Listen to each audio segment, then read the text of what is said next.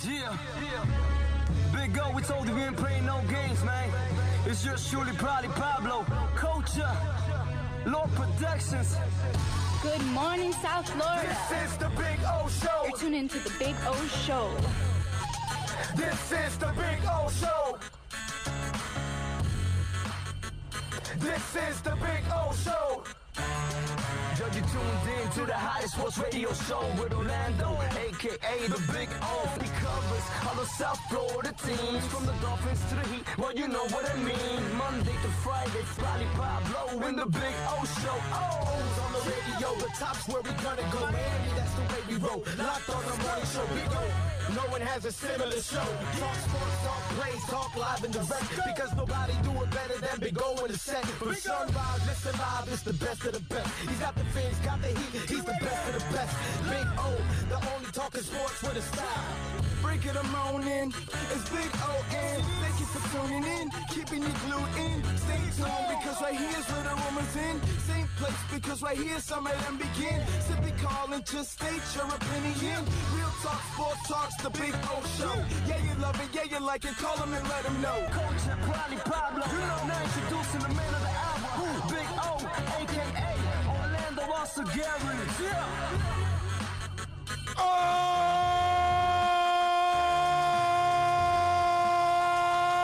right. It's a beautiful Saturday. It's always beautiful when you're at Caneswear, baby. Yes, we're hanging out with Brett and the boys out here at Caneswear, 2511 South University Drive here in Davie. We'll be out here for the next 2 hours talking some sports. Big day today for the Canes, man, because they take on UNC today, 3:30 ABC. Canes are favored by 3. Over and under is 70 points. So they're expecting Hal and King to put on a show today. Although I'm kind of hoping the show's only on one side of the field, on the Canes side. You know what I'm saying? I don't really want to see Sam Howell throw a lot of touchdowns in this game. You know, and they just canceled the Georgia Tech game. So this is the final game of the regular season for the Miami Hurricanes until they go to the bowl game. And I got to tell you something. I know that I know some people are frustrated that the ACC shortened the season for Clemson and Notre Dame. And to me, that's just was misplaced anger. And we talked about this. Canes aren't good enough to be in the ACC championship game. Once you allowed Notre Dame in the conference, Notre Dame and Clemson are the better teams. But today's super important for the Canes, and then the bowl game is enormous. Why? Because you got to set yourself up for 2021. And that's really, you got a great class apparently. Look, I'm not the guy that falls in love with recruits and all that stuff. Anybody that's listened to me over the years, you know that I just don't go for that bull crap. I wait till they actually take the field, and then I watch them, and then I get excited about them. You know what I mean? But I've just seen too many of those guys. And really, the nail in the coffin for me was Willie Williams. That was the nail in the coffin for me. After Willie Williams, I said, I'm done with getting excited about silly-ass recruits. Man, Willie Williams dominated radio for months, bro. For months. Okay? Fighting for his services, finally getting him to come. All these coaches had to put their asses on the line because he was obviously a questionable character. And sure enough, he came through as a questionable character because he was a bust. The number one recruit in the country. Not the number one linebacker, not the number one quarterback, not the number one corner, not the number one defensive end. Willie Williams was the number one recruit in the country. And he was a waste. And we all wasted our time. We wasted our discussions. We wasted our cases being made for giving him a chance or not giving him a chance. All of that stuff Why? Because he can play football. And why? Because you thought he was going to change your entire program by adding him. You know, all of that crap.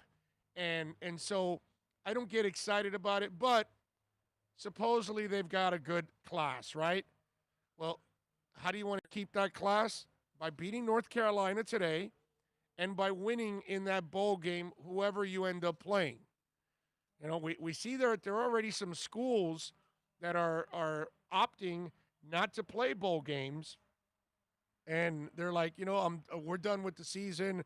We don't want to even risk anymore. And remember, the Canes have a player in damn it, what's his name now? He has myocarditis now. He's a junior. What's his name, man? Anyway, you know who I'm talking about now. Is it Earl Thomas Jr.? Right? Is that his name? So the problem is, so the kid's got myocarditis, which is an enlargement of the heart, which is the effects from COVID-19. Doesn't happen to everybody, right? But unfortunately, it happened to this young man, and he's not able to come back and help out at the defensive back spot, which would have, you know, really helped out the depth on this team. And so it's Blades Jr. Thank you, Julius. It's just one of those where, you know, Miami is in a great spot right now because you beat North Carolina, and if you are going to the bowl game, which it looks like they're going to go to the bowl game, even though, you know, some teams are opting out, if they go to the bowl game and they win that bowl game, that sends a message to those recruits and the ones the following year and the year after that that are, you know, thinking about coming to the U. Hey, you know, all right, things are on the rise at the University of Miami. This is an enormous game today. Enormous game. Okay? And it's pretty even according to Vegas because UM is only favored by 3. So basically you get 3 when you're home. And that Miami's home, so they're getting the 3 points. So Vegas doesn't look at the U as a major favorite here. This is a super important game today for the University of Miami because, well, this is part 1 of 2 parts here to complete the season and send a message to your current recruiting class and future recruiting classes that the U is back on track and that Manny Diaz is the right guy. If you lose today, we go back to questioning Manny Diaz like we did last year. You know, because last year I was excited as everybody else with the hire of Manny, but by the end of the year we were kind of questioning and going, wow, is he ready for this? And now he had a great offseason. I think they've had a really good year this year. I mean, the only loss is to the team they're supposed to lose to, Clemson. They're not better. They're nowhere near Clemson. So they're supposed to lose to Clemson. That's cool. I can live with that. I hate it, but I can live with it because I can understand it. But if you lose to North Carolina today, then people will go back to questioning Manny Diaz again. That's why you've got to win today, and you've got to win your bowl game, and you've got to close out the season on a positive note. And think about it. Am I wrong here, Bill? This is the second biggest game of the year, right? Because Clemson is one. Is there another one that we just we played on the schedule that's more important or bigger than North Carolina right now? No, right? So Wake Forest would have been because what their record was and how they had played teams. Yeah, but obviously we didn't get that game. North Carolina. This is so second. North Carolina and the bowl game are your second and third most important. Maybe the bowl game is second and North Carolina drops to 3. I don't know what the opponent's going to be, but if it's Florida, wow. Okay. Well, to get that big game New Year's Day, we huge. need this game today. If we lose, we're out. Oh, yeah, definitely. So you like one step at a time. This is the brick that sets up that situation. Yeah, so it's one or the other. So we're going to find out about the U this today and in the bowl game.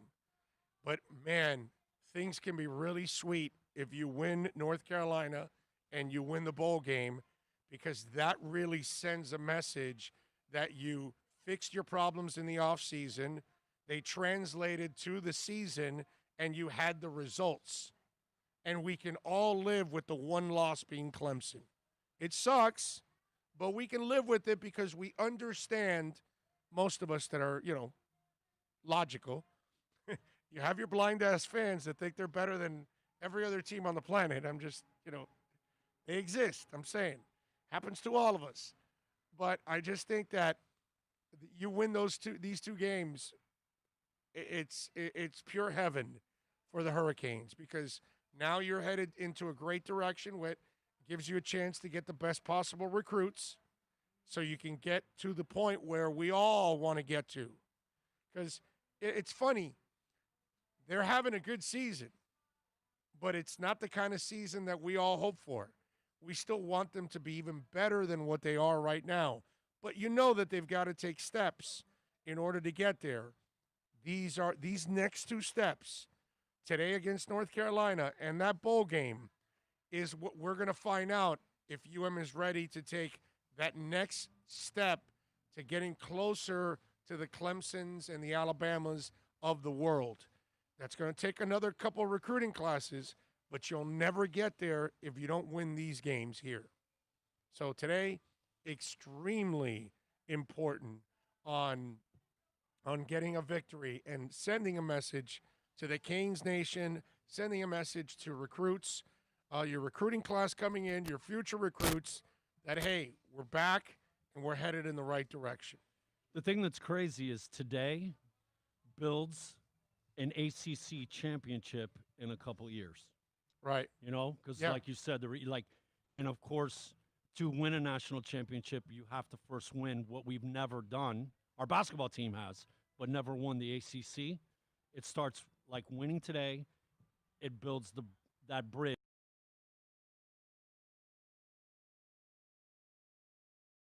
Step by step, like you said. It's crazy. It's crazy, man. So do you think it sets us back where we were huge. Going into the season? It means you really didn't make it. Where you're remember what?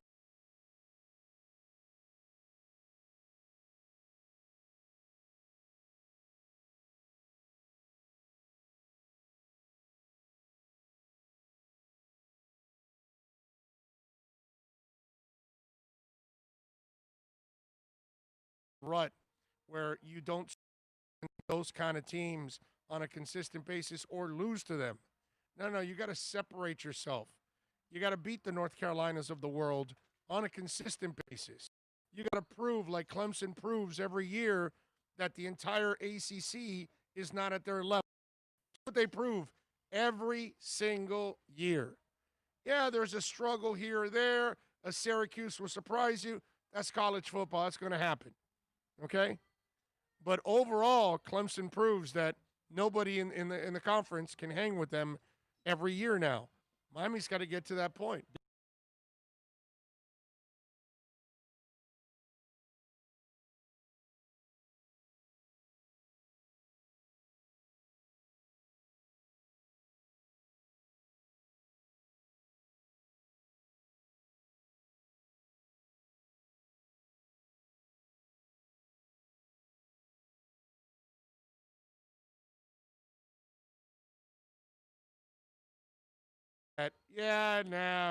What we did this year was middling again.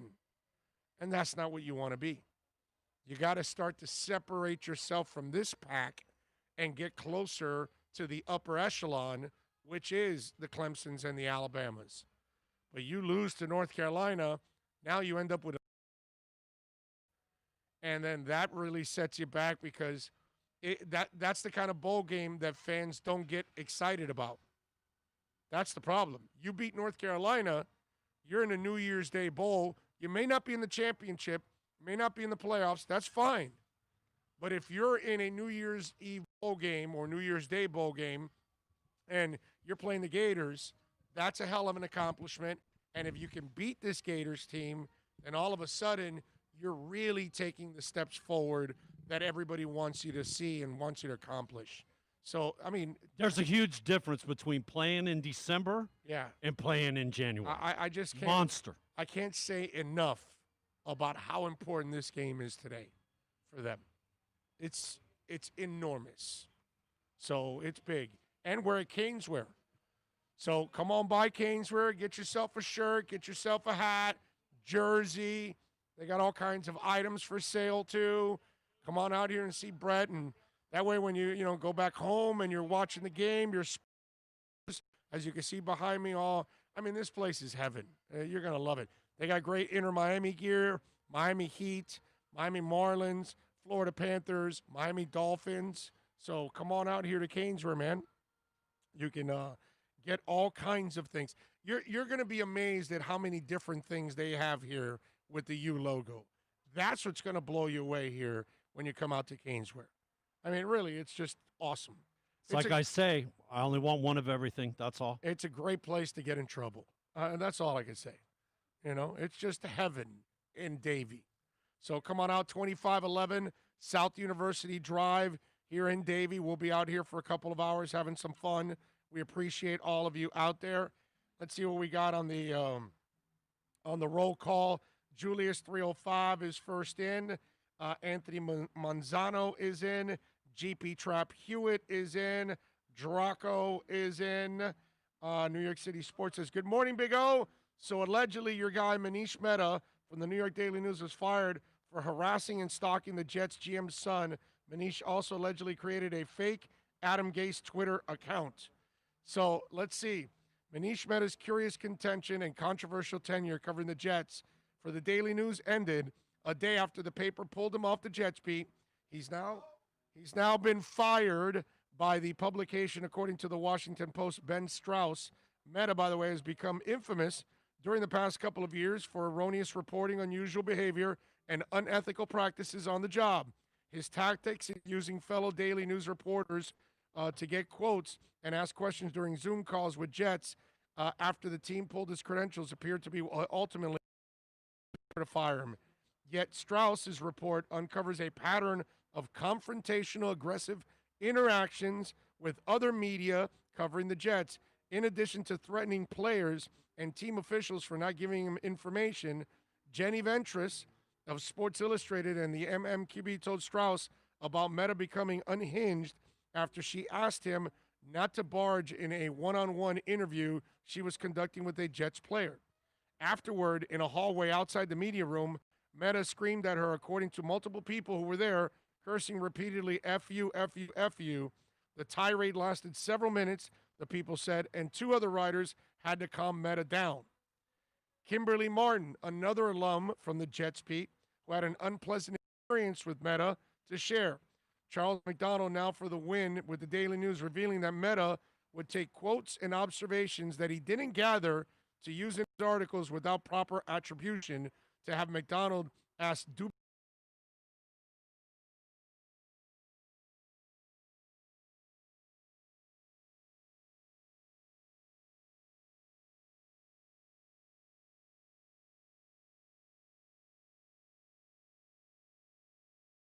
whose wife criticized Mehta on Twitter. Deep dive on this story in the meantime. Where Mehta goes from here will be a story to follow. His success with the Daily News on a competitive beat is notable, but will other outlets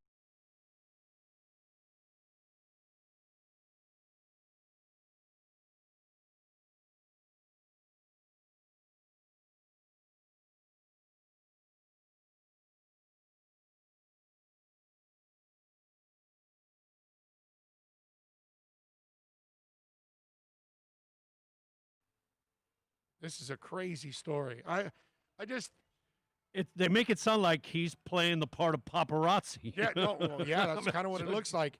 And I got to tell you, because obviously I've done the beat work myself, and I did it.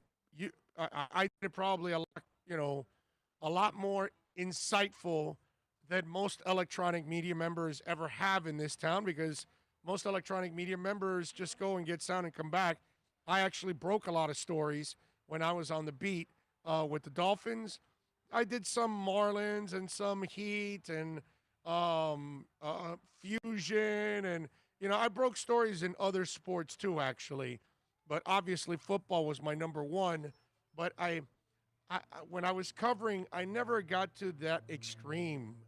I didn't really. You were never hiding in bushes with a big mic and I just telescopic lens, and acting like you can threaten people and making up things. fake accounts. I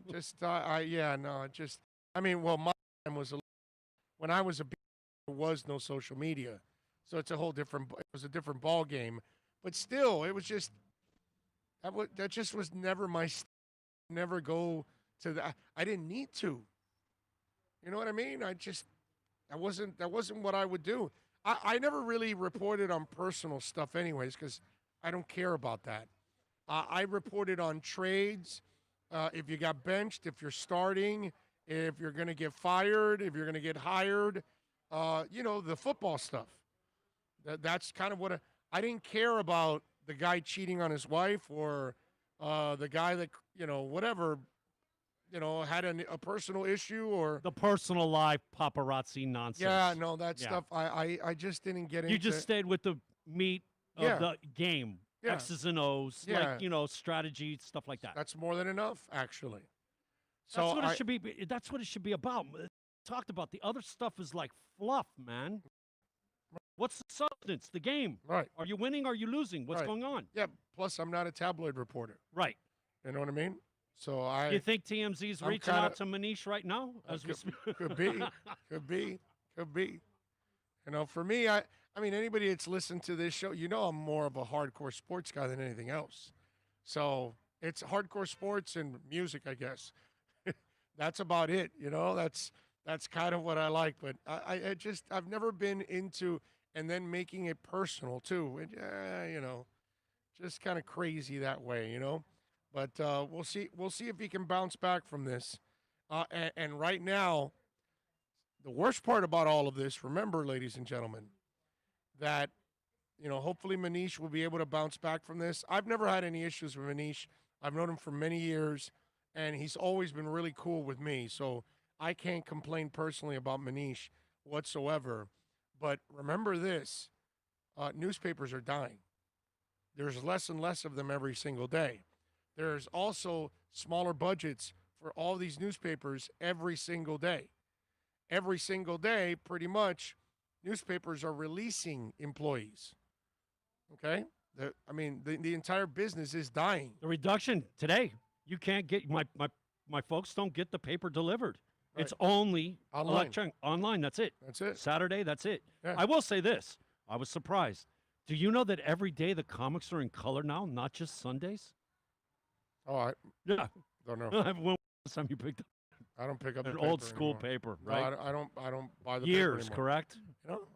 I subscribe to Harlan Sentinel online. Yeah. So I make my contributions to our local journalists because hey man, I've been in this business a long time. It's been really good to me. If I can help others out, I'm a paper person. I got to tell you something. As an old guy, I miss it. I really miss it. I loved, back when I was younger, I loved going to the newsstand and buying the Herald, the Sentinel, and the Palm Beach Post and reading all three of them. I used to love that, man. Those days are gone. Now you don't get the ink on your fingers anymore. Now you can go online and you can get all your stories. Now, there's less stories because there's less writers. Okay? They're lucky that the Herald has Barry Jackson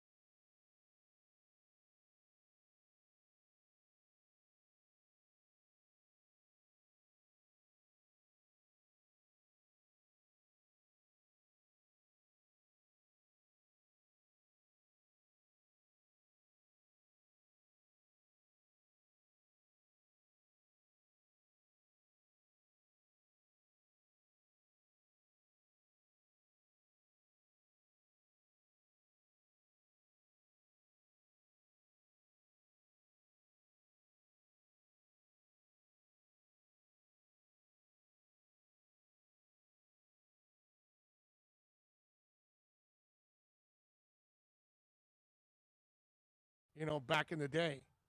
And he works for the New York. He works for the NFL Network now. Steve Weish. It was Steve Weish. Steve Weish that you see there, he was our guy in those days. He was our boxing guy. Do you remember waiting in the afternoon for the Miami news to come out to get it before the next morning? The news, you know what I mean? Yeah. Well, you had an afternoon edition. That was the Miami news. Yeah. That was the one that got delivered, depending between 3 and 5. I delivered it. And I delivered the Miami News because I got out of school, and then they would drop off the Miami News papers at my house with the bags, and I would fold up the Miami News, put them in the little bags, get in my bike, and deliver the afternoon edition of the Miami News. So you weren't just playing Paperboy, the video game. You were actually living it. Oh, I was a real Paperboy. Oh, yeah. And on weekends, I would be picked up, and I would be working under highway bypasses with lights, and I'd have a stack of papers, and I'd be, hey, The only whatever. paper thing I did was Get the newspaper, whatever, and then they give me, whatever it was. I forgot what it was. It might have been 10 or 15 cents or whatever. Yeah, 15 cents. And then they give me a quarter, and I'd be freaking out because, if I had an extra 10 cents, dude, I had a Pan de Gloria, which cost me like 5 cents, and then building up for maybe a Coke that was 25. 13 years old, doing the Sunday insert for the Herald. My buddy that lived around the block, his brother-in-law worked for them, and we'd get up. We'd go to sleep at about 5, 6 o'clock Saturday, wake up at 11 at night, go down to the Herald, get all the bundles. You had the little ring with the razor on it and pop the strap. Yep. Insert about 3,000 of them and go to all the 7-Elevens and the stands, the machines. Right. Can you imagine 13 years old, got paid $50 working that night? You're a god. And you were allowed to have whatever you wanted to drink, one sandwich and like a bag of chips. They pay for it. You're a god. I mean, and this is back when concert tickets were $12, $12.75. Yeah. Making $50 as a 13-year-old kid, man. Anthony says, Orlando, do you wish the Hurricanes were able to find replacements for the Wake Forest and Georgia Tech, possibly with teams like BYU? Anthony, this was an ACC thing. So I don't think they can add anything. If the conference canceled it, the conference means you're done. You've played enough. You've risked enough. The season's done. You can't do it. You got to stay. So I don't think it's about that. You know what I mean? Plus, at this point, Anthony, another game just puts you at more risk for COVID or anything like that. The Canes have done enough that if they beat North Carolina, they should be in a very good bowl game. And that's it. At this point, there is no reason to play any more games. You're not going to get into the Notre Dame-Clemson game for the ACC. That would be the most important thing. Since you're not going to get into that, you're fine where you're at now. Like you're saying, God forbid you lost that game. Yeah. The risk is you're not going to gain. Right. It isn't like going to put you in the ACC championship game. No. It ain't going to put you into the playoffs. No. Texas A&M or Florida They would can set you back more. That's all they can do. Right. You're not going to gain as much as you could conceivably lose. And Lord knows Coastal Carolina can gain a lot more than you ever will. That's a game you can never win any way, shape, or form because you're supposed to be Coastal And remember, Carolina. they did that schedule thing because BYU was also looking.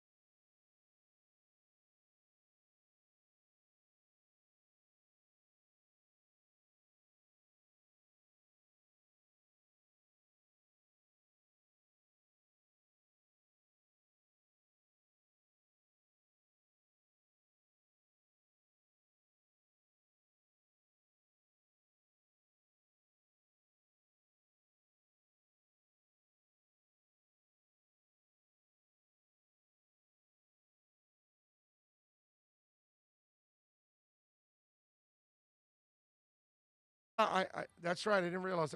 I've worn 2 Violent Femme shirts this week, right? I did? No, I think that was last week. That was last week? Okay. Violent Femmes. Okay. All right. Yeah. Unless it was one of the days we weren't on. And you were wearing it on onside, but then No, again, but I don't know we're how not they on video saw, yet. I was going to say, I don't know how they saw you. No, we're not on video yet. But then again, that guy liked your eyes yesterday, so There you who go. knows what they There you go. Let's see what else. Manish is back here behind the bushes trying to spy you, bro. Jean-Luc is in the house. Tim Suppley says, what up, oh? Thank God y'all on. I get to listen to Real Miami Talk while I do this inventory. Do that inventory, baby. Thank you, thank you. What else do we have? No sound. Are you sure? Well, that might have been a moment. You know what? It's been in and out, in and out. Everybody, it's the Wi-Fi. Hang with us, okay? Yep. Willie Molina is in. Alexa V is in. The president is in. Let's see. Ray goes, oh, my God, Pan de Gloria. Thank you for the memories. Yeah, man. When I was a child, I remember it was like 5 cents, man. 5 cent Pan de Gloria. 5 cents for that big-ass piece of bread with a ton of sugar. That was like freaking heaven, man. Are you kidding me? Let's see. What else do we have? Andy Raphael says, where do we go with our 2 first-round picks? Andy, come on, bro. The team's 8-4. I think I keep telling some of you this already. This is not the time to talk about the draft. Okay? Let's talk about making the playoffs. Let's talk about a big game on Sunday, a measuring stick of where the Dolphins are at against the Chiefs. That's what it's all about. And you know how crazy it is that we're doing a measuring stick type game in the second year of a complete rebuild because the team is 8-4, playoff bound, and now they're playing the best team on the planet, and we want to see how far the Dolphins are from the best team on the planet in their second year of a rebuild.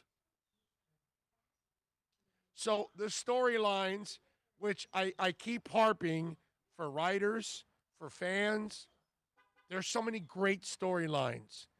Let's not start talking.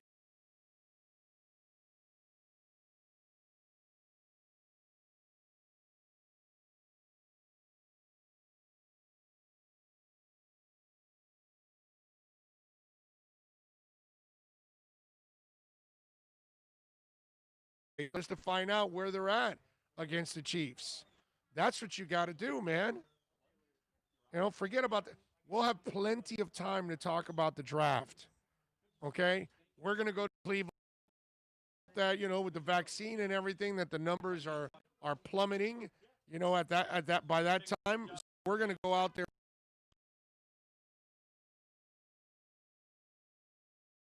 to talk about it. Whenever the season ends for the Dolphins,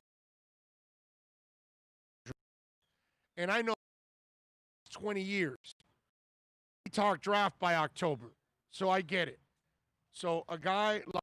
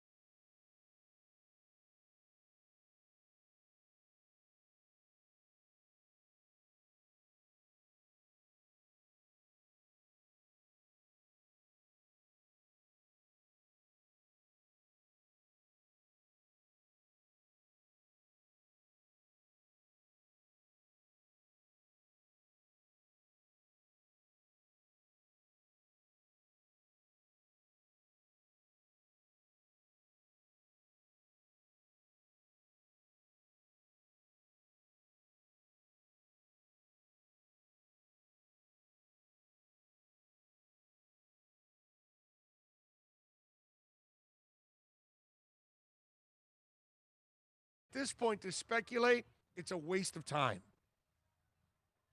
But you know what's not a waste of time?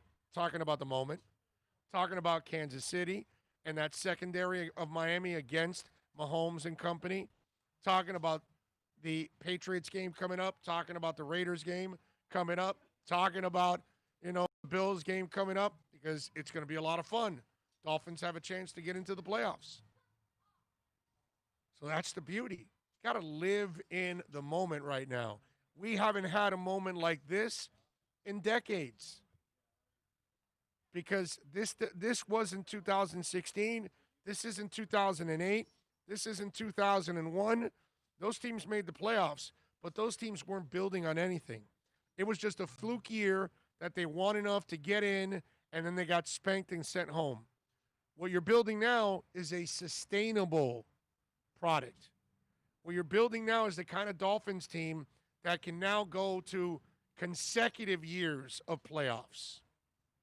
That's why you got to live in this moment now. Forget the draft talk, man. We got plenty of time to talk about the draft. Let's talk about X, okay, against Tyreek Hill. Let's talk about Byron Jones against Tyreek Hill. You know what I'm saying? Let's talk about Eric Rowe against Travis Kelce. Let's talk about Emmanuel Ogbah getting to Pat Mahomes. Let's talk about Tua and the challenge he has this week on trying to stay with the cheetah and the boys on the other side of the field. That's what we got to talk about. That's the fun part. So for me, I want to live in this moment right now, because I haven't had this moment as a Dolphin in a long time, where I actually feel like we got a competent coach, we got a real front office, we don't have just a bunch of clowns running the organization, and that, once in a while the sun shines on a dog's ass and you end up in the playoffs. That's not what this team is. So for me, Andy, it's about this, man. It's about this. Let's see, what else do we have here? Lakeisha Smith is in. Hello, Lakeisha. I haven't seen Lakeisha in a while. Terry Sterling is in. Woke up and thought it was Sunday. Damn it. No, but it's Saturday. We got a Canes. Man, I'm looking forward to the Canes-UNC game.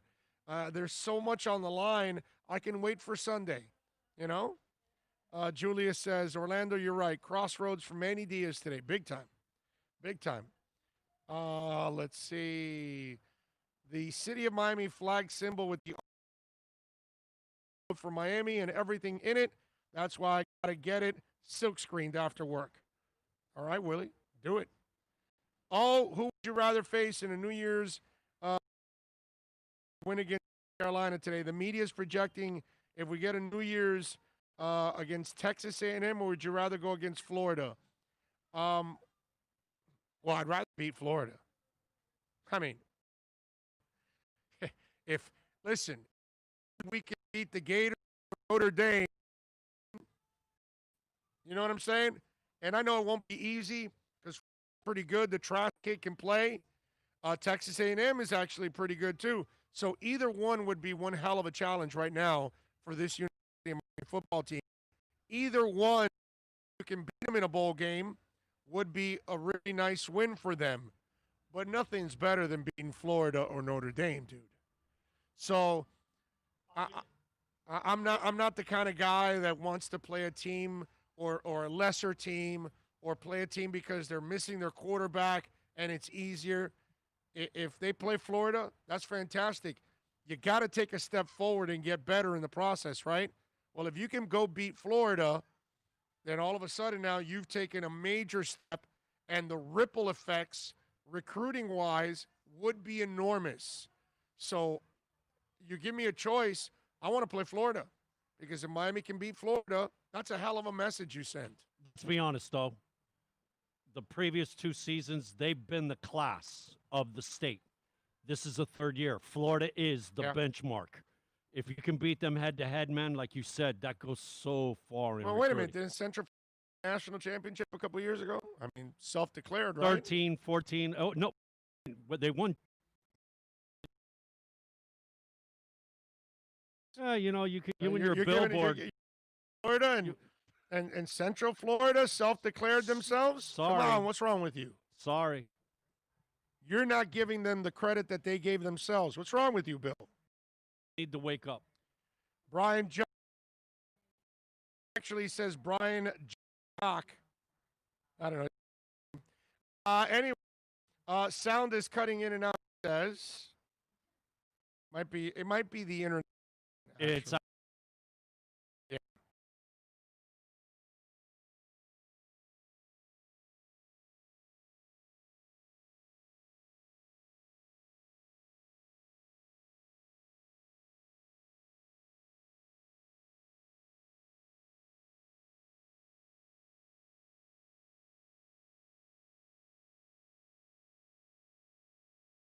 What pan de gloria is, I've been to Cuban restaurants and I've bakery to get pan de gloria.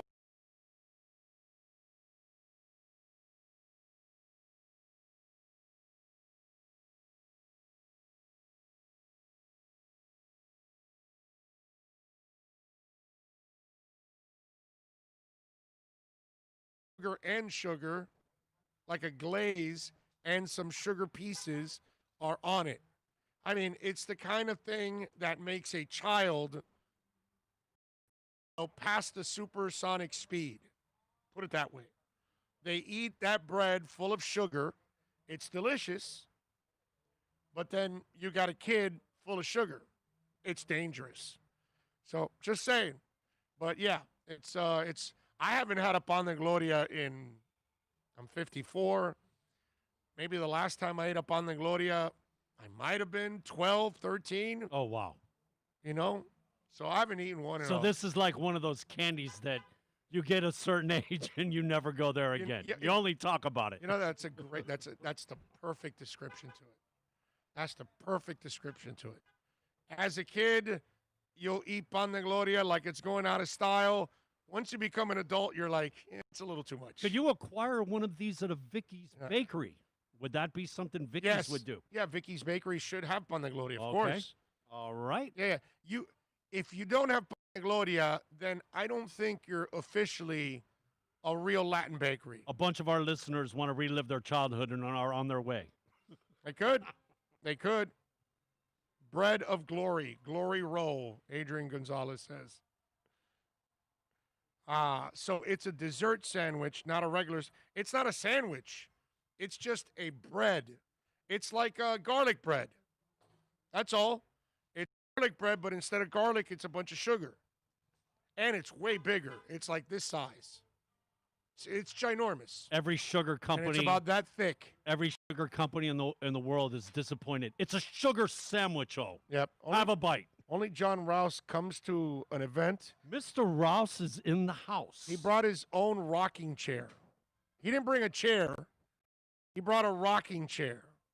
Okay? The man is sitting there. Hold on. They got to see this. The man is sitting there with a rocking chair. Okay? So John comes out here to hang out with us in Davie. Masked up, very responsible, as always. But he brings a rocking chair. That's the bomb right there, dude. That is the bomb right there. You got to love it when folks come out to hang out with us and they're ready to hang out because they're in a rocking chair. That is just awesome. You know what that is? That's professional tailgater. That's it right there. Yeah. That is professional tailgating moves right there. Mike No-Go Zone says, great T-shirt. I remember seeing the Violent Femmes in a concert at at Hard Rock in Hollywood. Yep, I love the Femmes, man. Great band. Oh, can you let me see what else. Pan de gloria with peanut butter and milk. Ugh. I've never had that one. That's a whole different ballgame, dude. Okay.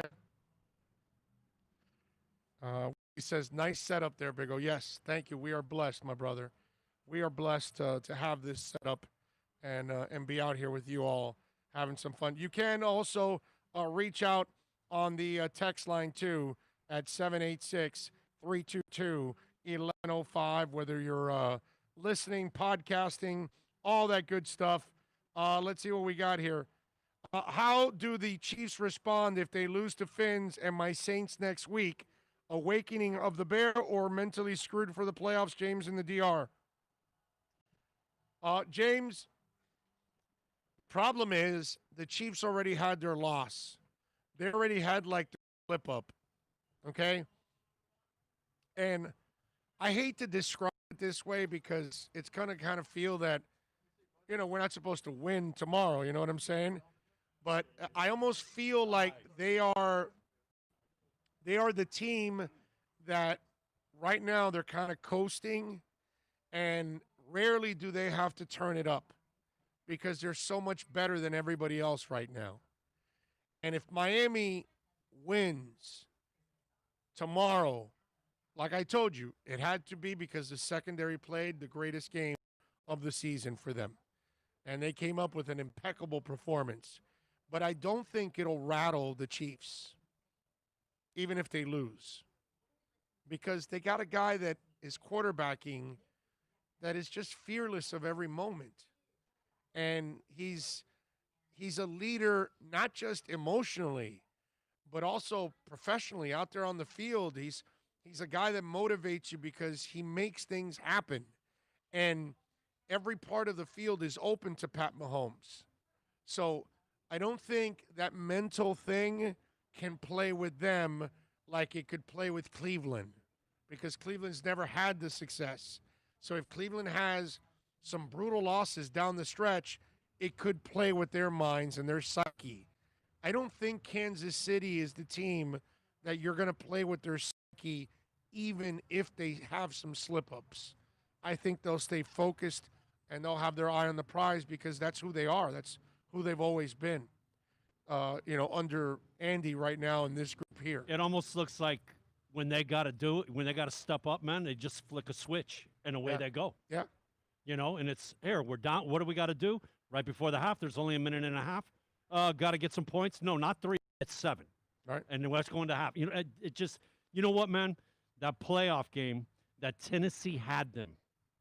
And, man, you think about, what was it? Because we were traveling. We were in the car. Yes. What was it, 10 minutes they scored 28 points or something, man? Yeah. Now, Tennessee made some really stupid, ridiculous decisions going for it on 4th down on their own side of the field and stuff like that. But you got to give it to them, man. When they had to, man, they like flicking a switch. Yeah. And away they went, bro. No doubt. Big O, can I get a shout-out for my birthday today? I turned 29. I will make my return back to South Florida next year to see the Dolphins kick ass. G from Pennsylvania. G, happy birthday to you, sir. All right? Can't sing the happy birthday song because I don't want to get sued. You can get sued when you sing the happy birthday song publicly. You're supposed to get permission for that happy birthday song because somebody has the rights to it now.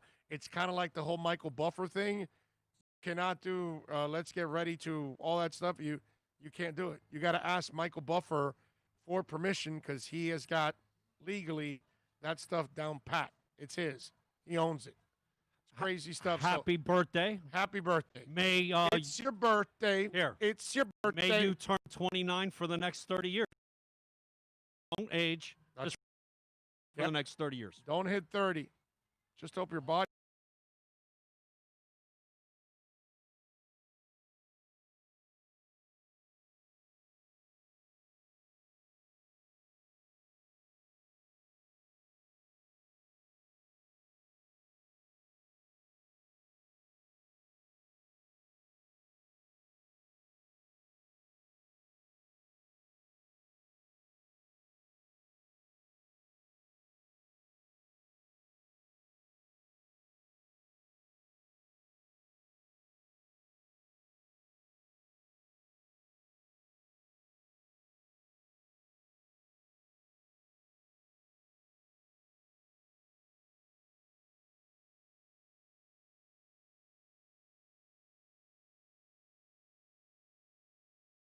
I'm at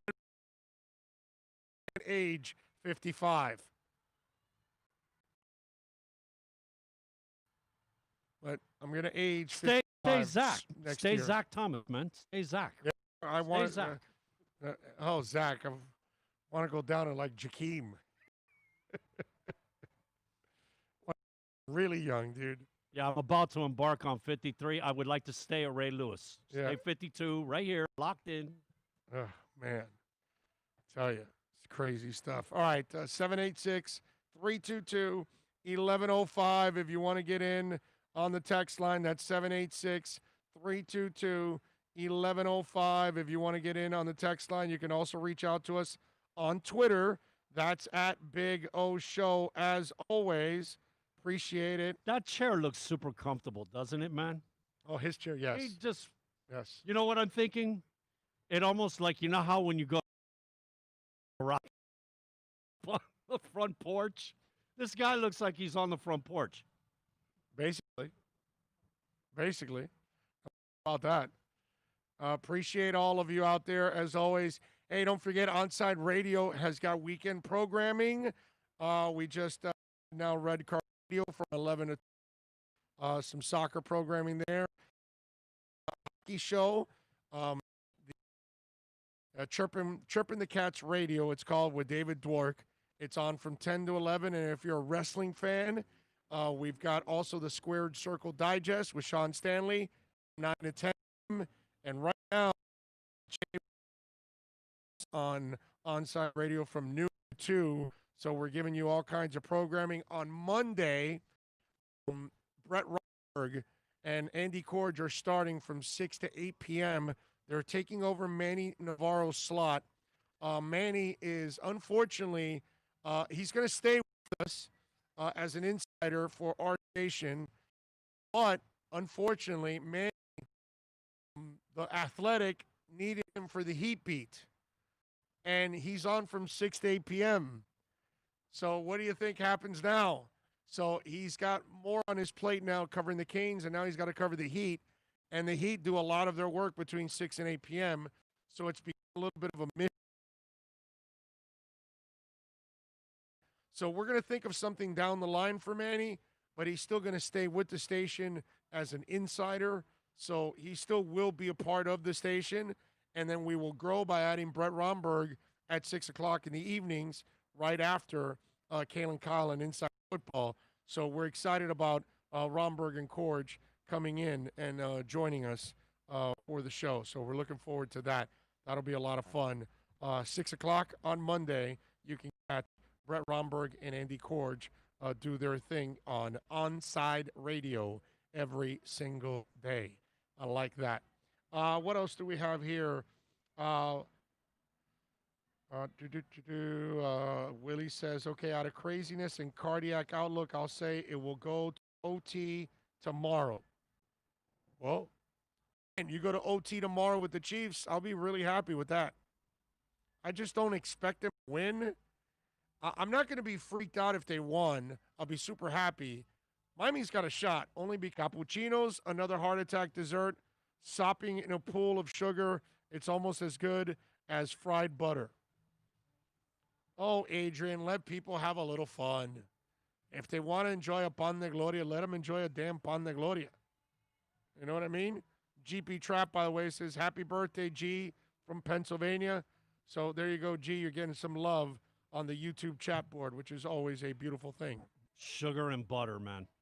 Do you Right. know that there was a research group that did a study for like 10 years on butter and tried to find some redeeming quality that butter had? And for 10 years they tried, and bottom line is they said it has no good qualities. It doesn't, other than flavor, that's it. Well, then that's Unfortunately. well, delicious is fine, bro. It just was Delicious is fine. There's nothing wrong like, with can you delicious. imagine for 10 years trying to find a like, it helps you this way. No, butter doesn't help you at all, other right. than for flavor. It's all right. It's all right. But I got to give them credit. They tried for 10 years. They're tweeting out they're tweeting out video of the show off their computers. I love it. I love it. Oh man. So how's the new mask today, huh? With the show logo? That looks awesome, bro. It really does. I got a couple of those. Vista Print. That's what I did. I just ordered it through Vista Print and put my logo on it. I bought one with the Greta Van Fleet logo. I put the Greta Van Fleet. It's all fleet. I You got didn't another. say that. I got another one with onside radio. So yeah, I just ordered a few. Got you one, of course, with the Big O Show one. But I would have sported it, but it and doesn't match the ensemble, you know. no, that's fine, and it's actually comfortable, and I can actually broadcast, which is really important. That I wanted to make sure that it doesn't muzzle. Because then it has limited usage. Right. And it's multi and all. No, and it's Right. got the adjustable ear and everything. Yeah. That is one thing. Your thing that you put on has to move, Yeah, it like has to be shape with comfortable. you, man. Yeah, it has to be comfortable. Yeah, no, definitely. Because there are those masks that loop over your ear, and then they're pulling on your ear. An hour in, you're like, damn, dude, my ear hurts already because the thing's tugging on my damn ear. The other one that I like, the sock, but the problem is every time you open your mouth, the thing goes right in your, Yeah. right. Yeah, If you saw him from the when he was being interviewed after the game the other day, Right. he's sitting there holding where his mouth is talking the whole time, and it's like, oh, you don't want to eat your mask? Okay, I get it. Yeah, no, I'm with you. No doubt about that. Robert says you watch Pat's post-game show on YouTube tonight. 2 hours of Pats fans calling themselves crap. Loved it. Hey, listen, that's the one thing about this season. A lot of pride that they're the ones. Remember in the Mission Impossible open of the show, somebody lights the fuse and then it starts. They lit the fuse in week 17 of last year. Beat them in 5. So they can actually get the bye week. Miami beats their ass. Now they can't bye week. They got to play in the wild card round. And guess what? They get eliminated. It was the thing. And Tom Brady left. And Belichick thought he can die.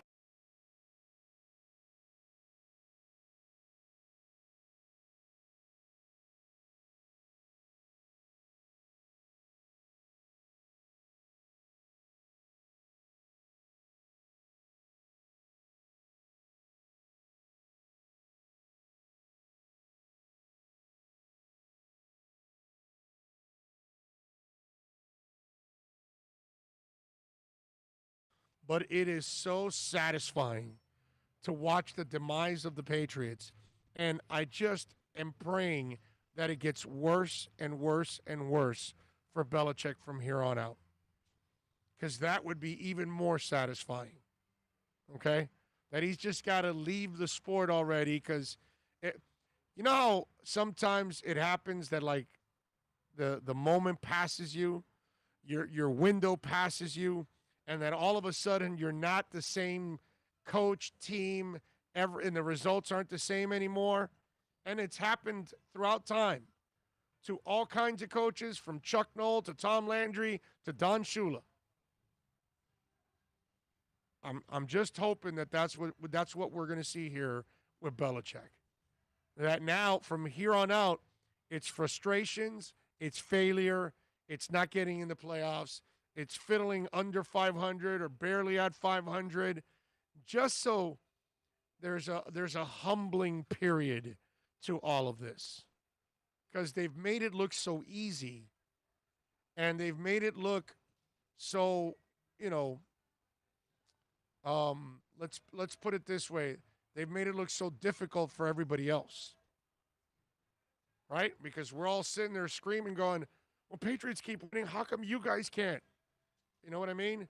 So I'd love for the humbling moment now for the next couple of years where he struggles and that he's not so much the genius.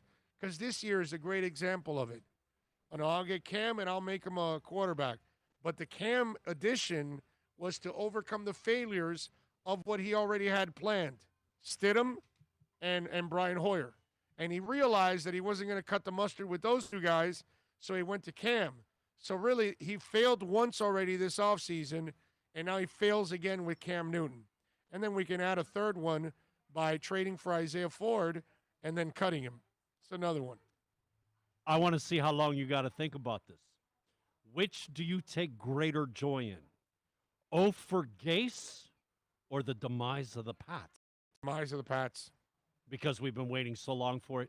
Well, no, because it opens the door for us. I don't care about Gase. He doesn't affect our world. Well, that's just a personal.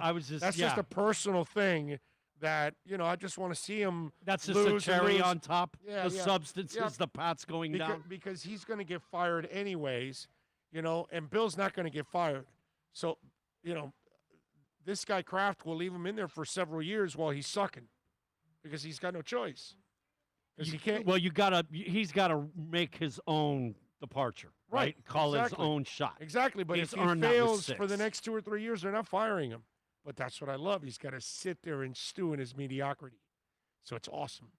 And then, meanwhile, the Dolphins are on the rise. You're on the decline. I love it. The cheater deserves it. Like, I know the Jets aren't ever going anywhere with Gase, so there's no way it affects me. But watching Belichick lose, oh, my God. Nothing better than that. All right, let's take a quick break. I think we've done about an hour already. Hour and 2 minutes, sir. There we go. All right, let's take a quick break. We'll come back on the other side. We're coming to you live from Canesware, baby, 2511 South University Drive in Davie. Come on by. We got another hour here hanging out before UM and UNC. Back with more right here on the Big O Radio Show. And don't forget that Moody S Dental is a proud sponsor of our show. Go see Eric Moody S. Take the family, 305-821-0231. Remember, your insurance benefits run out at the end of this month. So if you still have some benefits left over, you maybe didn't get that checkup, the cavities filled or something like that, do it now. So that way you don't take it, you could take advantage of what's left. And then next year you start clean. You know what I'm saying? So call Moody S Dental. Tell them that Big O sent you. 305-821-0231. Save it on that cell phone. 305-821-0231. Support our sponsors. That's how we survive on this show, by supporting our sponsors. And go to moodySdental.com.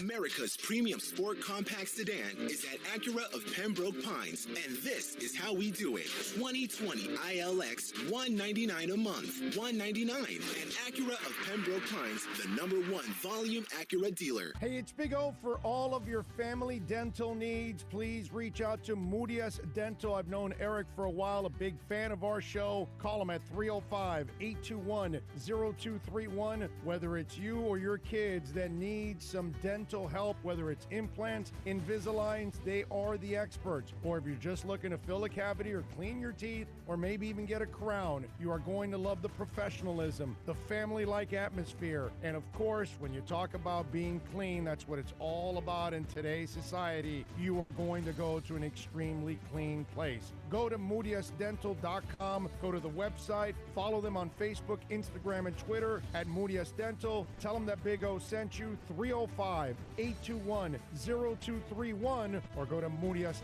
Dental. Are you tired of watching the same old travel videos on the internet?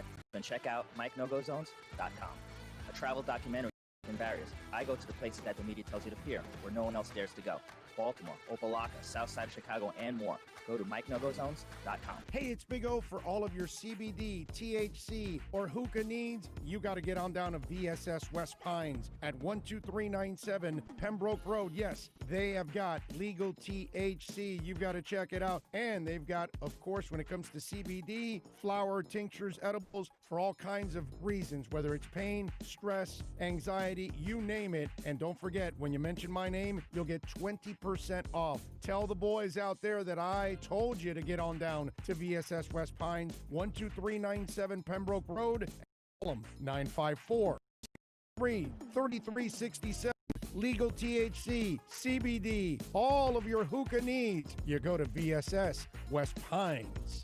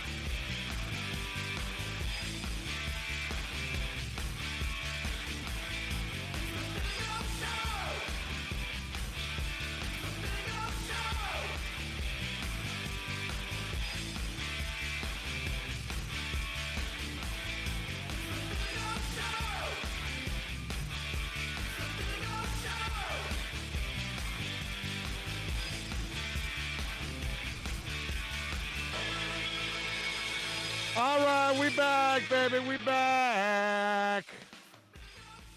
You know what's annoying? During the break, this thing didn't blip once, okay? Now we get on is when it's going to blip, the Wi-Fi. Oh. What are you going to do, bro? That's just the way. We have no control. We have no control. It's all about the you. It's all about the you. Damn straight. Now we got to get it done today at 3:30. Love it. Little afternoon. I like it because today I get to watch the game. Some of you don't care about this. But then tonight is the MLS Cup, actually.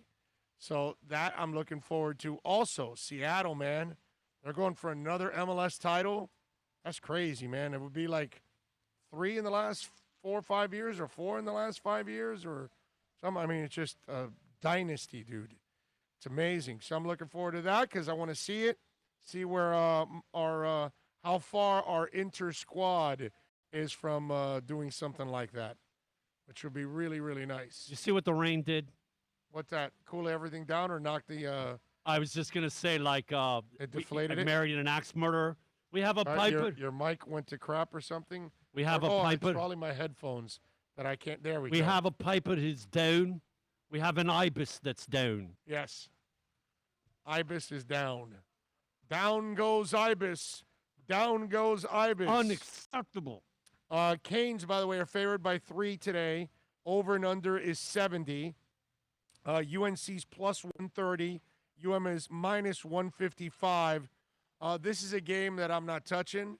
I'm not touching the over or the under because it's 70 points. And now, obviously, Vegas feels there's going to be a lot of points. I'd like to go under, but it's so possible with Miami's secondary and the way De'Aaron King can also put up some points that they easily could get to 70 in this game. So it's going to be a lot of fun. I was looking at some of the other lines. Florida is favored by 23.5 points over the defending champion LSU Tigers. I mean, how far do you fall in one season, bro? The LSU Tigers. It's like Coach O started banging younger women and he lost his mojo. It's just crazy. Have you seen his girlfriend? I mean, she's like half his age. FSU is favored by 3.5 over Duke. You want to know how bad Duke is? FSU's favored over them. Okay? And FSU's terrible. It's a bad football program right now. Over and under is 57. Duke is plus 140 in the money line, and FSU is minus 170 in the money line. Let me give you my picks in the NFL slate today, or for tomorrow, that is. First of all, we start off with the Colts and the Raiders. And the Colts are favored by 3. The over and under is 51. Colts are minus 155 in the money line. Raiders are plus 135 in the money line. I know that Joshua Jacobs is a little bit banged up. And so I know the running back is extremely important to that team. But it looks like he still may end up playing because he's questionable. But I still expect a lot of points here with Derek Carr. He's going to have to put up points because I think the Colts are going to be able to score on that Raiders defense. That Raiders defense is one that you cannot trust. Let's just put it that way. And the Colts are definitely the better team. I'm not laying the points here, but what I'm going to do is I'm going to go with the over 51. I believe there's going to be a lot of points scored in this game. So over 51 for me is the play in this one. The Washington football team is visiting San Francisco. San Francisco is favored by 3. The over and under is 43. Washington is plus 145 in the money line. San Francisco is minus 165 in the money line. I'm going to go with the dog on the road. I'm going to go with Washington. I'm going to take the 3 points. Alex Smith is coming back to his initial home team that he got drafted to, San Francisco. I think he's going to want to play well. But I also believe that the Washington defense is the better unit on the field here out of all 6 units that are on the field between Washington and San Francisco. The offenses, the defenses, and the special teams. The Washington defense is the best unit out there. They're the ones that are going to control this game. They're the ones that will probably force Nick Mullins into a turnover or two. I'm going to take the dog on the road. I'm going to take Washington +3 in this one. Not touching the over. I mean, I got to tell you, if you want to go with the money line, it's not one of my picks. But I would even tell you, you can go ahead and go with the money line in Washington because that's how confident I am. But the bet I love is Washington +3 in this one. Ravens at Browns.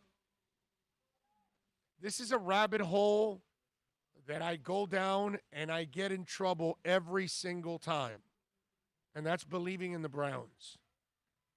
I'm going to go down that rabbit hole one more time. I'm going to believe in the Browns.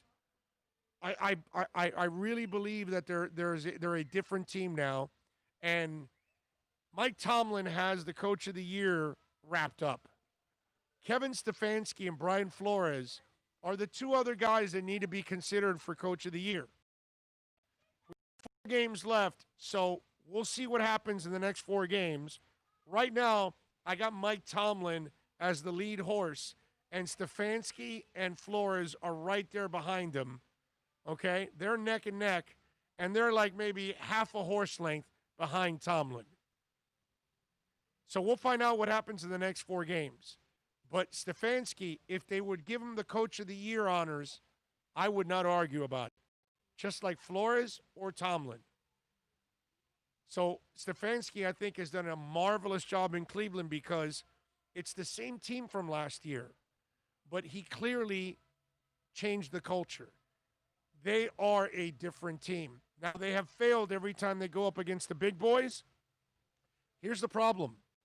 I don't consider the Ravens the big boys anymore because they've brought Lamar Jackson back down to life.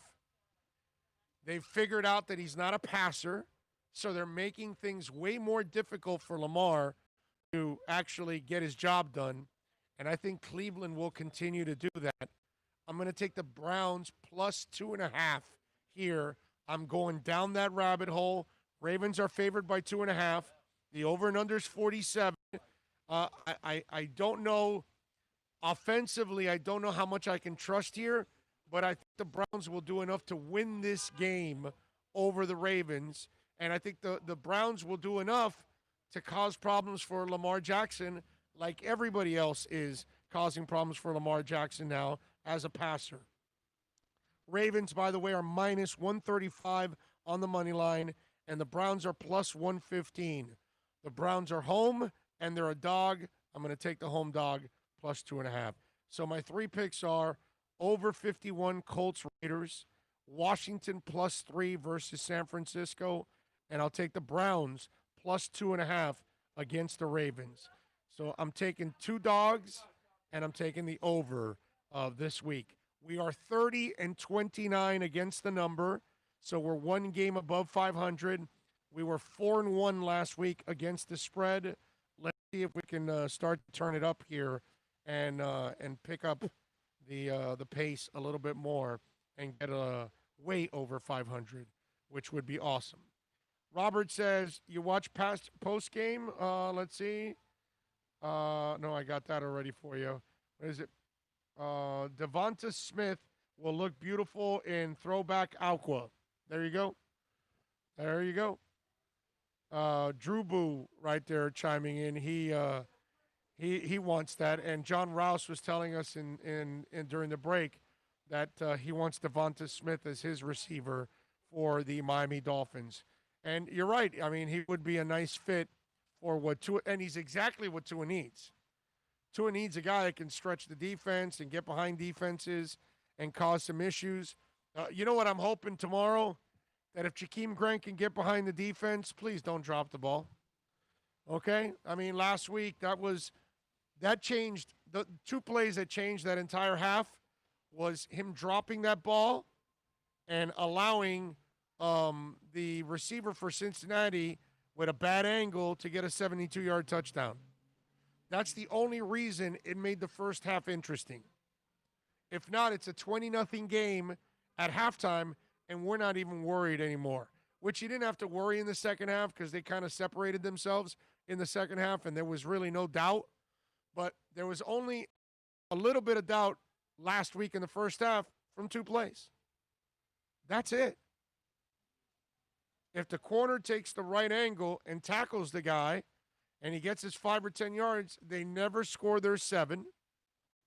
And if Jakeem hangs on to the bomb, and Tua had, a mediocre first half, but that pass was perfect, dude. So if he hits on that, it would have been a 90-yard bomb or whatever the hell it was, wherever they were at. People would have said, hey, he wasn't great, but, dude, he hit that bomb. And that would have changed the outlook of everything.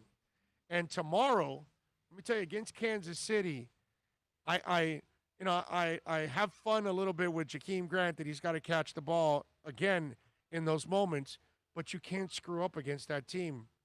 You can do that against the Bengals and the Jets, and you can play bad teams, and you don't have to play your best football, and you can win. Tomorrow, you can't screw around. Tomorrow, you can't be missing blocks. Tomorrow, you can't be hitting the wrong hole. Tomorrow, you can't be dropping balls.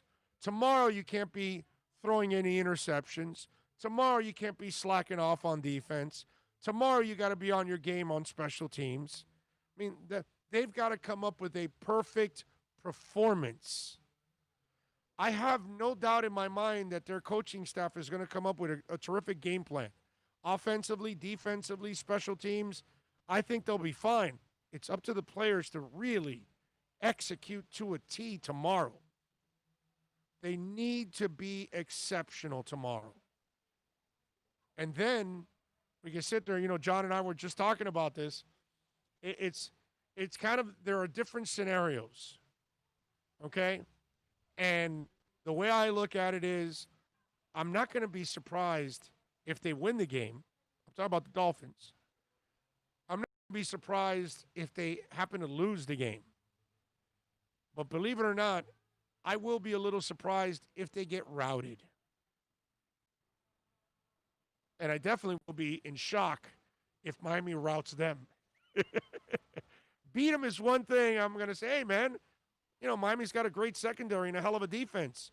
When you have that, you get a chance. If the offense plays smart, they can win. So I'm not going to be sitting here going, oh, my God, I'm so shocked that the Dolphins won. Well, the Dolphins can win this game tomorrow. They're not supposed to, but they can win it. Now, I definitely would be shocked if they rout the Chiefs. That I'm not expecting. If Miami plays, the smart game, the perfect game, they should win the game, or they can win the game, I'm sorry, but it'll be a close one. But I will be shocked if they get routed. I expect them to be competitive tomorrow. I really do. Even if they lose, it'll be a competitive game. Maybe, Kansas City pulls away at the end and wins by 10 or something. But I just don't expect them to go out and blow out Miami by 21 with the kind of defense that Miami has. Unless there are a bunch of penalties and turnovers and injuries, then, of course, that'll wreak havoc on any team whatsoever. But if Miami is pretty healthy tomorrow, I think they should be at least competitive. Okay? 786-322-1105. That's 786-322-1105 if you want to get in on the program. Willie says Jakeem has to improve the ball skills next time Tua calls his number. I mean, he's had a good year, man. He just had that drop. But Jakeem has had a hell of a year this year. We can't go overboard either on Jakeem. Grant is such an incredible asset when he gets the ball in space, but he does not have soft hands, just being honest. He does drop his share, no doubt. Drew Boo says Grant tried to redeem himself on the punts and almost got himself killed. He's got heart for sure. Oh, yeah, no, he took a beating. Last week was disgusting. No doubt about that. I'm with you there. Don't forget, EJD Construction is a proud sponsor of our program. Call Eric right now. Let me tell you, a lot of people, we've had a couple listeners already not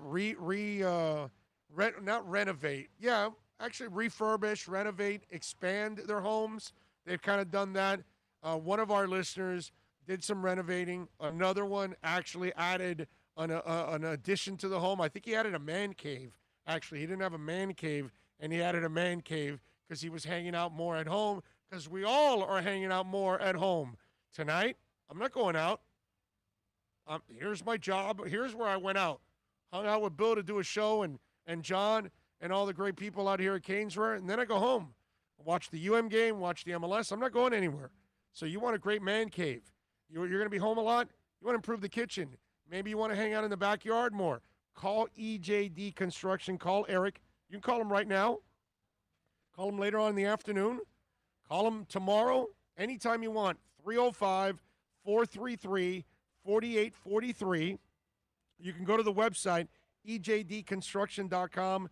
Check it out there. For the last 16 years, they've dominated here in Dade and Broward County. They've earned a AAA plus rating from the Better Business Bureau and Angie's List. So call them. I'm telling you, they will take care of you. Eric is good people. They'll give you a great price. They do shell construction in-house to keep the costs low. Call them, 305-433-4843. That's 305-433-4843 for ejdconstruction.com. All right. I like it. Congratulations to St. Thomas. They made it to the state championships again, and they're going to take on Orlando Edgewater. And I wanted to mention, because we don't talk a lot of high school football, but I got to mention that they're going for another state title in 7A. And if the Raiders win, they will set a new FHSAA state record with 12 state championships. It's pretty damn impressive, man. So congratulations to St. Thomas. I hope they beat Orlando Edgewater and bring the championship back to South Florida, which we're pretty fortunate. We got a lot of teams that end up going to state championships and bringing state titles in all kinds of classifications here in South Florida. So we're pretty lucky with that. But I saw that stat and it was like, wow, it's pretty amazing that you can go for your 12th championship, man. That would be absolutely awesome. James Harden. It's been a topic that we've talked about a lot. I've expressed my wishes, which is I don't want him anywhere near the Miami Heat. I like our Heat team. I like the culture they have in place. I love the direction they're going in. I love how they invest now in young players. I even love more that they're hitting on young players and having success with them, that I am dying to see what Precious can do now. The KZ Akpala kid that they've told us a lot about over the last year that they stashed was another kid. They signed 2 other young men out of the draft this year. They went undrafted, and they're kind of interesting projects and athletes. I just think the Heat has turned the corner when it comes to their eye and their development. So I don't want Harden anywhere here. The question is, where will he end up? I think it's only a matter of time that he ends up in Philadelphia. At one point, Houston will get the younger player in Ben Simmons back, which is really good for them. I like Ben Simmons, I got to tell you, because he is exceptional at everything except shooting. I know he's not a great shooter and probably will never be a great shooter. But because he can facilitate, because he can defend, and because he's unstoppable going to the rim, which he is unstoppable at that size with handle, you can't stop things like that. It's like Magic. Magic in his day was unmatched because you couldn't defend a 6'9" guard. How in the hell do you do that? You need a center or a power forward in order to defend him, and they're too busy with their own guys. So I think eventually they'll make that move. Daryl Morey, who left Houston, is now with Philadelphia. He got some shooting already in the draft and got some speed guys that will end up changing a little bit what they do in Philly, but they still need more. And Ben Simmons, you can't acquire Harden with Ben Simmons because they both need the ball in their hands. And Ben Simmons is useless without the ball because he can't shoot. So you need him to penetrate, create, dish, all that stuff, and he's exceptional at that. And he can defend any position on the court too. at the same time. The kid really excels at so many things except shooting. So if you're Houston, you get the young guy, and then now you rebuild your team around him loaded with shooters. Remember what Orlando did with Dwight Howard years ago with Stan Van Gundy? It wasn't that Dwight Howard was a shooter, but, man, they surrounded him with shooters. And it was kind of a precursor of what we're now seeing in the NBA a lot. And so the blueprint is kind of there for you if you look at that Orlando team from years back, and you can say, okay, well, we got to do something like that for Ben, where we bring him to Houston. We have no future with Harden anymore. You're not going to win the title with Harden. By the way, John Wall looked good the other night. Did you watch him? Wow. Was it last night? I think it was last night. John Wall, dude. Last night was the start of preseason. Yeah, last night. Yeah, it was last night then. John Wall was awesome, dude. Man, he looked good. Now it's preseason. He hasn't had the workload. His knee is fresh. You know what I'm saying? It's different when your knee's been pounding on that hard court that's surgically repaired for weeks, and then it wears on you, and then maybe if there's bone on bone and all that, the irritation starts, the itises start, the tendonitis, the arthritis, all that kind of stuff. So, we don't know how John Wall is going to react as he has to continue to play and the wear and tear. It's kind of like Dwayne Wade. When you would get Dwayne Wade off for like 3 days, he'd come back and look spry, and you're like, wow, dude, he looks good. But then when Dwayne had to play on a back-to-back night, that second night, it was kind of tough on him because the knee was not, and so I don't know where it was, but he looked good. But I think he ends up there. I think that's the possible. Nobody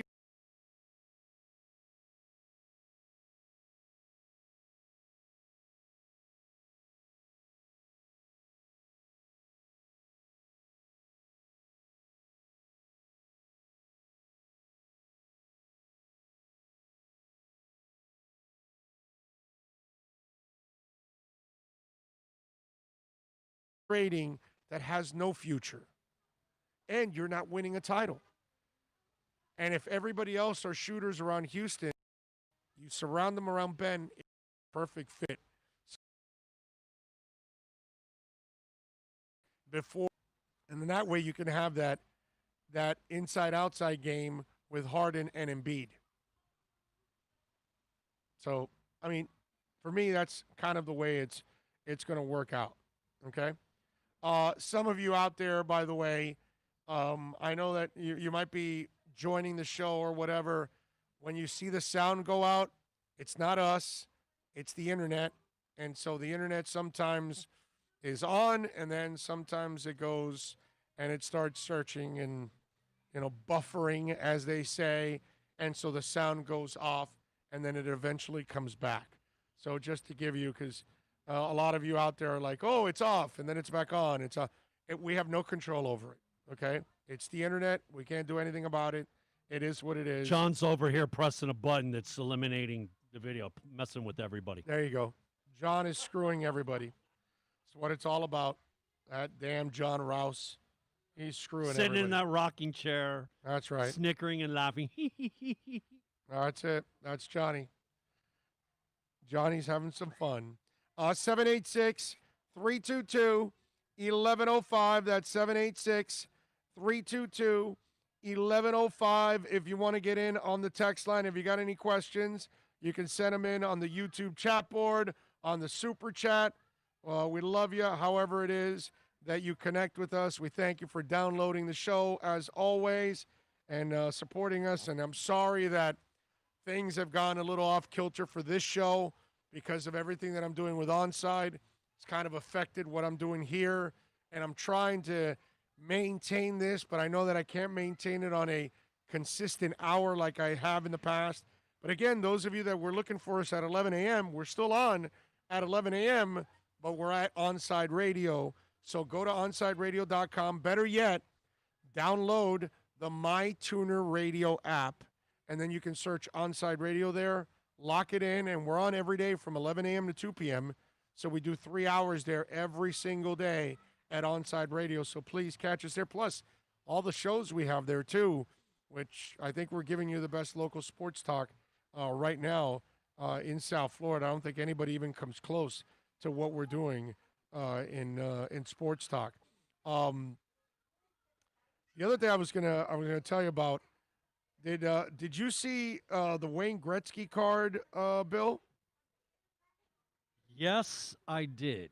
A Wayne Gretzky. Cha-ching, I baby. know, dude. A Wayne Gretzky rookie card makes history after it went for $1.3 million. The 59-year-old hockey legend's rookie card was sold on Thursday for $1.29 million, which marked the highest price ever spent on a hockey card, according to Forbes.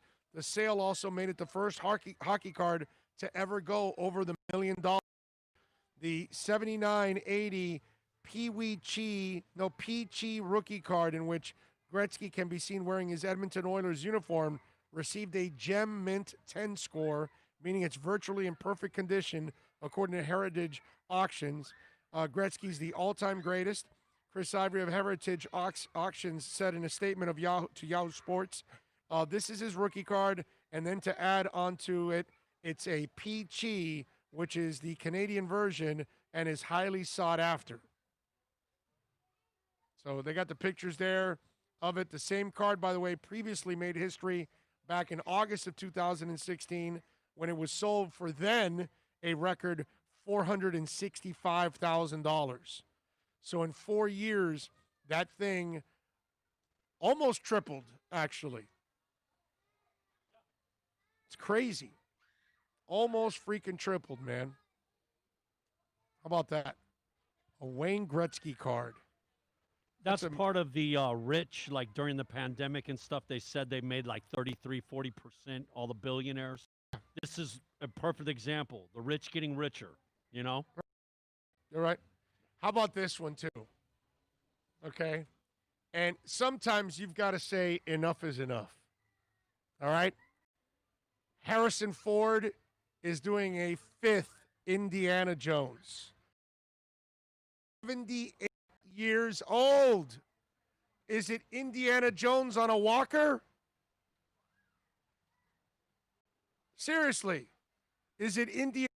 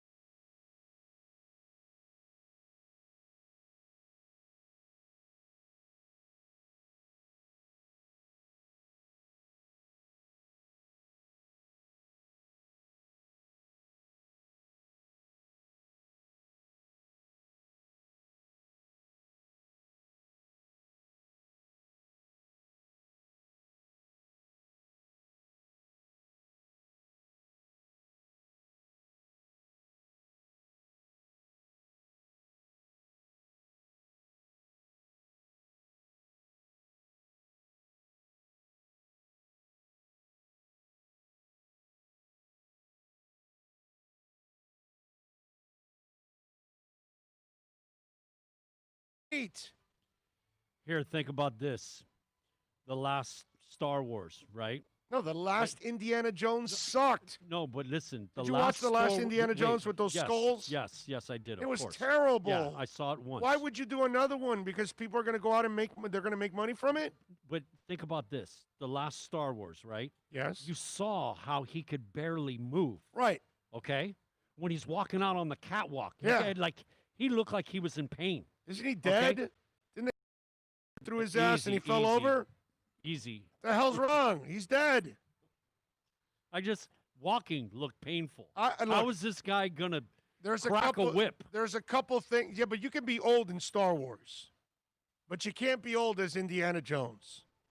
You know what I'm saying? Because Obi-Wan Kenobi's old. You can get old. Yeah, but Princess Leia got old in Star Wars. Yeah, but Han Solo doesn't have any of the Jedi mind tricks. But he's stuff, not really okay? that Han he Solo had to anymore. walk and move, and you could see him grimacing, walking down the catwalk to go to Kylo Ren. There's a couple things I don't want from Harrison Ford. I don't want another Indiana Jones, and I don't want him flying a plane. Okay? I mean, guy's been involved in almost 2 accidents the last few years.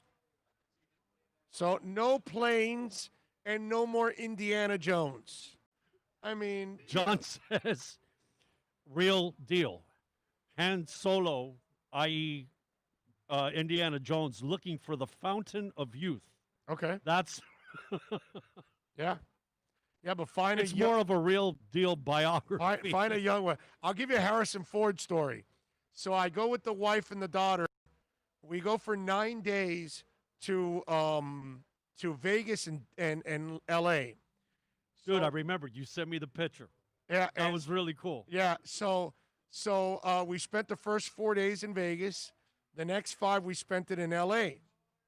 So we are staying at the Beverly Hills Hilton Hotel, right there next to Beverly Hills. So I go out and get some breakfast. The wife and the daughter are still in the hotel, so I'm all right. I'm gonna go get some breakfast, and I wanted to go find a Chick-fil-A. No, seriously. Anyway, so I go get some breakfast, and I am on, I think it's Sunset Drive, I believe, and this convertible passes me. And I look, and dude, it's Harrison Ford. Just cruising down Sunset Boulevard with the top down. And so here I am speeding up, trying to get next to Harrison Ford so I could take a picture of Harrison Ford. And so, I ended up, it's like one of those where you're driving and you're like, click, click, click, click, click, click, click. You're hitting the button 800 times, and you're going, okay, I hope I got a good picture.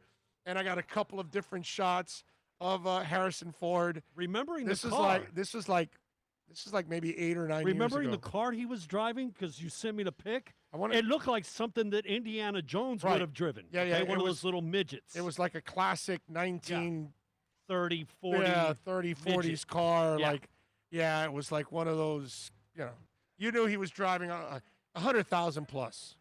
Whatever the hell it was, I forgot now. I'd have to go back and look at the picture to tell you maybe what kind of car it was. But yeah, I did. I didn't wave at him. I didn't say hi or anything. I wasn't going to do any of that geeky stuff. But I had to kind of take a picture to just kind of.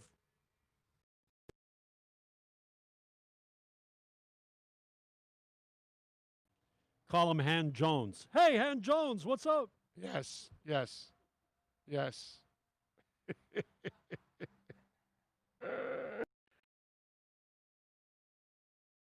Going to be a lot of.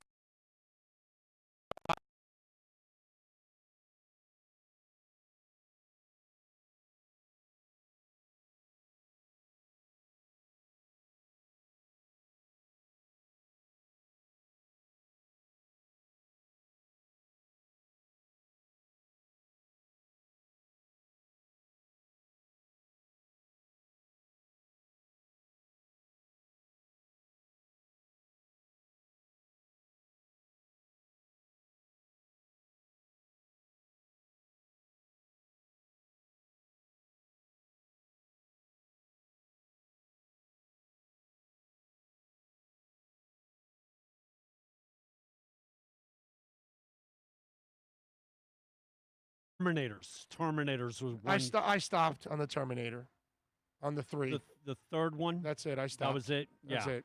But those used to be. You had to go to the movie Yes, theater. yes, yes. But I stopped on the 3rd one, and I'm stopping on the last Indiana. There's no A78, bro. Come on, that's not Indy anymore.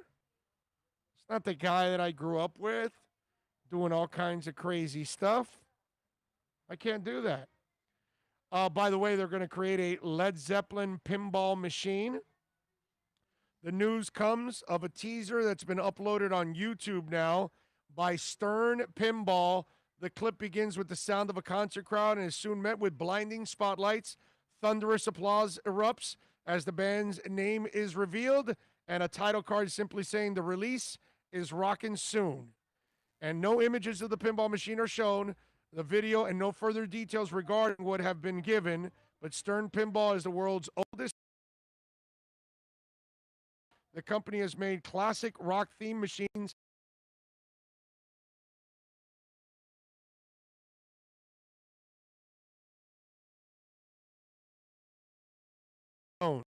Led Zeppelin broke up in 1980. Its surviving members last shared a stage in 2007.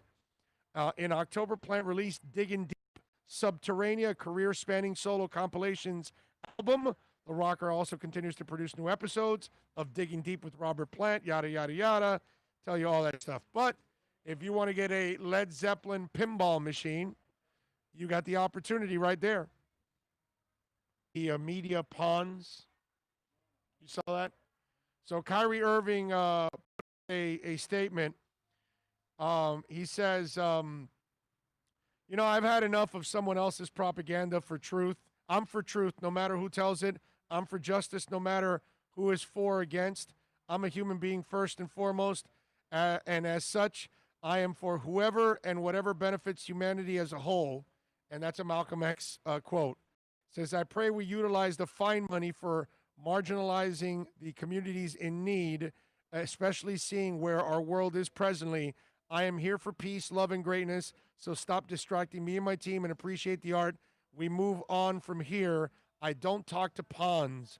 My attention is worth more. So he failed to talk to the media. Instead, he put out a statement, stupid statement. It's like Kyrie Irving is like a stoner that doesn't smoke, right? You know those people that are kind of like space cadets, and they're just space cadets? There's a Spicoli space cadet, and then there's just a space cadet. You know what I'm saying?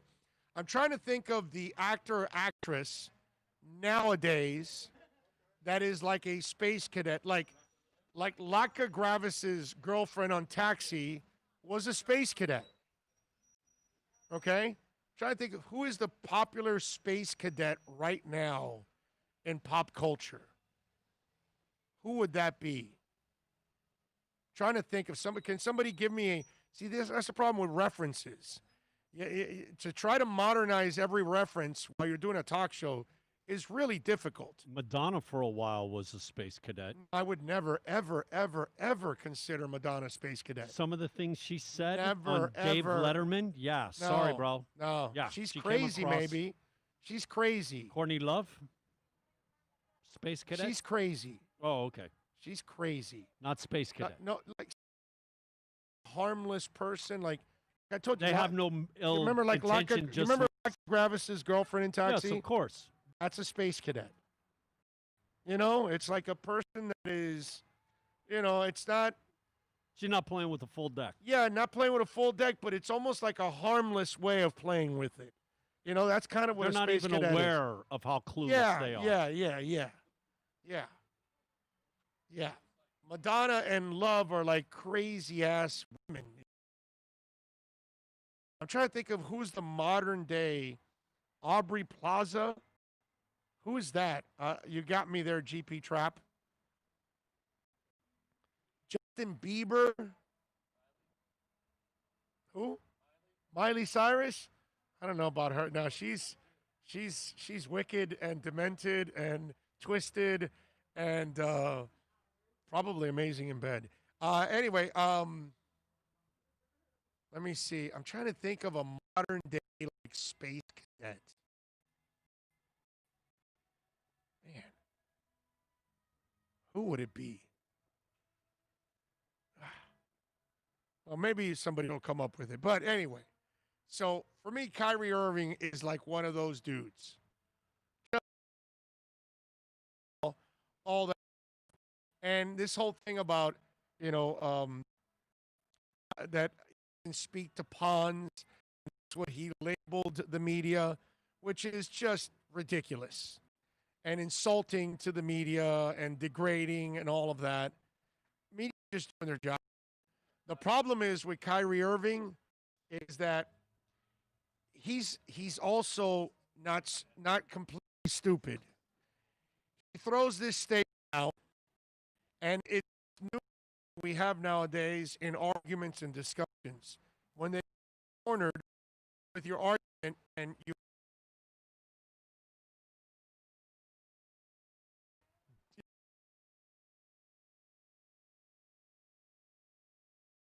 by putting out something else. That's what Kyrie did. Misdirection, bro. It's misdirection, yes. And it happens all the time in politics, especially nowadays. You see the misdirection going on. Oh, the dude at the top lives on misdirection. So, Kyrie Irving's comments to the media are all on misdirection.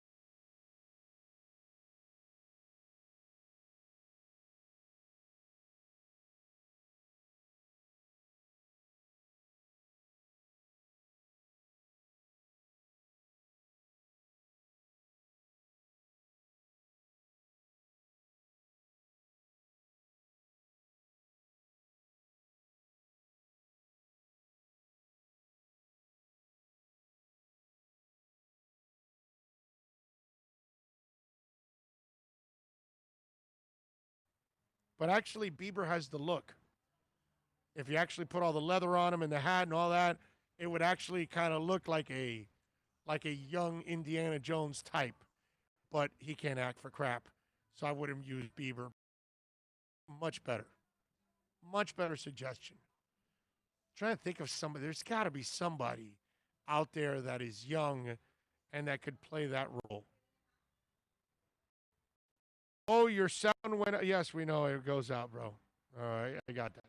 No, this time it didn't actually go down. It like went out. Oh, it went I had to completely out. totally reconnect. Okay. Aubrey Plaza That was Harrison played in Ford. Dirty Grandpa, Scott Pilgrim versus the World. She's in Parks and Recreation.